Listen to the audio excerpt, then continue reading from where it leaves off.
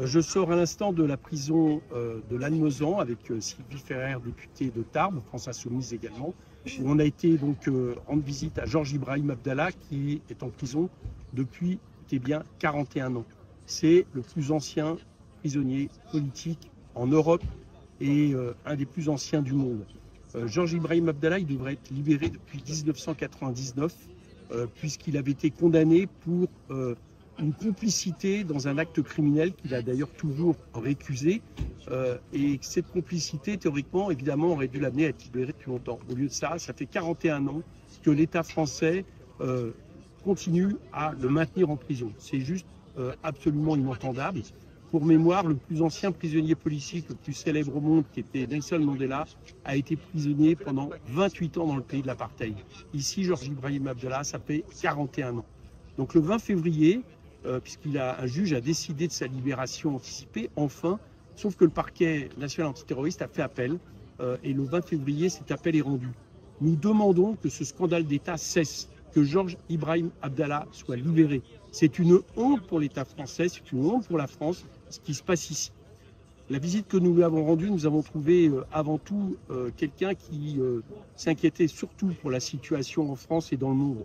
Un militant, c'est peut-être d'ailleurs la raison pour laquelle il est toujours incarcéré, qui n'a pas renié ses convictions communistes, révolutionnaires, qui est un militant du Liban, où il souhaite retourner immédiatement s'il est libéré pour continuer la lutte et le combat.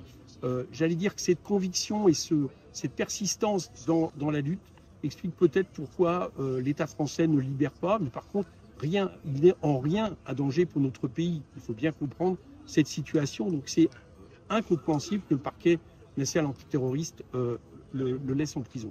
Donc il s'inquiète pour nous, France Insoumise notamment, parce qu'il pense qu'on est, j'allais dire, un obstacle par rapport à la domination aujourd'hui de plus en plus importante des capitalismes autoritaires. Il parle de fascisation.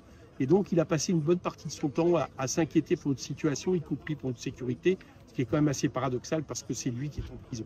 Il a aussi une vision de la situation proche au Moyen-Orient et du rôle absolument essentiel de la Palestine, de la résistance palestinienne, qui est, j'allais dire, très, très vive, très au fait de l'actualité. Et donc, l'écouter est aussi quelque chose qui nous a été utile.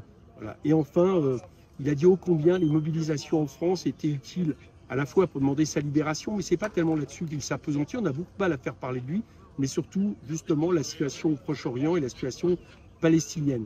Voilà un petit peu le compte-rendu de cette visite. On a visité sa cellule, qui est la cellule d'un militant.